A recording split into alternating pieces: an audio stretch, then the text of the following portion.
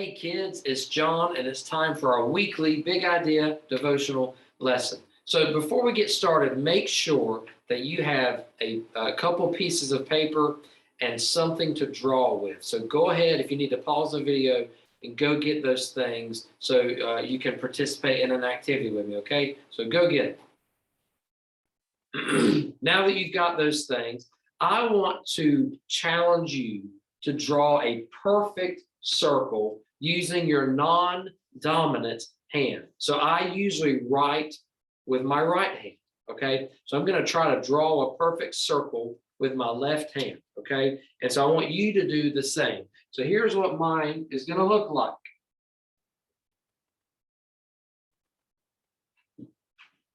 Okay, now be honest, is that a perfect circle, like a literal perfect circle?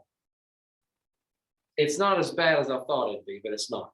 Here's what I want to do now. So since our brains are up here in our heads, okay, I want you to try it again. Try to draw a perfect circle, but put the marker, let's put it close to our brains, since, you know, our brains are where all the action happens, right? Maybe if we put the marker or pen close to our brains, we can draw a better circle. So I want you to draw it like this. So with the marker or pen against your head. Let's see if this circle is any better.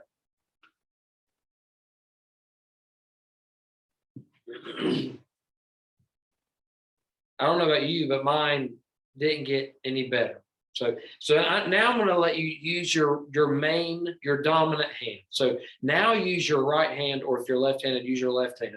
Let's see if this one is any better, okay? It's still, is it a perfect circle? So be honest. Is your circle a perfect circle with no flaws? It's exactly what a circle should look like. Mine either. Okay. So here's something I want to challenge you, and I want you to think about. If I were there with you and I would say, show me your circle, and I would say, you know, that's not perfect, but I forgive you anyway. I want you to try again.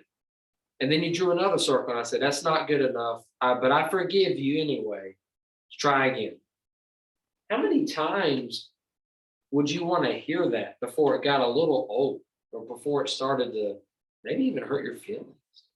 Like, I forgive you, just try again. I forgive you, try again. Or what if here's the other way to think about it. What if you were asking me to draw a perfect circle? And how many times would you be willing to let me try? How many times would you be willing to let me try before you just gave up on me? Okay. So I ask that because Jesus said something really interesting about how many times we should forgive people. So our lesson today is Jesus said, forgive and keep on forgiving. And I want to read you a passage in Matthew 18, verses 21 through 22. Here is what it says. Peter came to Jesus and asked, Lord, how many times shall I forgive my brother or sister who sins against me? Up to 7 times? So Peter was saying, can I forgive someone 7 times? So they say some mean things, do some mean things. I'll forgive them 7 times. That's enough, right? Jesus said, I tell you, not 7 times, but 77 times. And actually, what Jesus is saying is 70 times 7. Okay. Now in math, if you're good at math, do any of you know what 70 times 7 is? That's actually 490 times. So what's going on here? So let me tell you a couple of things. Peter thought he was being really righteous or really godly when he said, hey, Jesus, how many times should I forgive someone? 7 times? Because typically people didn't forgive each other more than once or twice. So Peter thought he was being really cool and really righteous and smart by saying, hey, Jesus, can I forgive someone 7 times? That's a big number, right? And Jesus said, no. How about 70 times 7? And so when Peter heard that number, he thought, that's impossible. How can I forgive someone for so much? And how can I forgive someone so many times? Now, Jesus wasn't literally saying count down and how many times you forgive someone until it gets to 490. So let's say that someone says something really mean to you, and every time they say something mean, you kept a tally mark, but you had to forgive them every time. But if you actually kept tallies of that, it would be exhausting to try to keep 490 marks, right? Well, it's exhausting, and that's not what Jesus is telling us to do here. Okay, so what Jesus is actually saying here is that he's trying to remind us of how often and how consistently he forgives us. And we are to share that same grace with other people. So, yes, people say mean things to us, and people do mean things to us, but we're called to forgive them. That doesn't mean that we have to be best friends with them.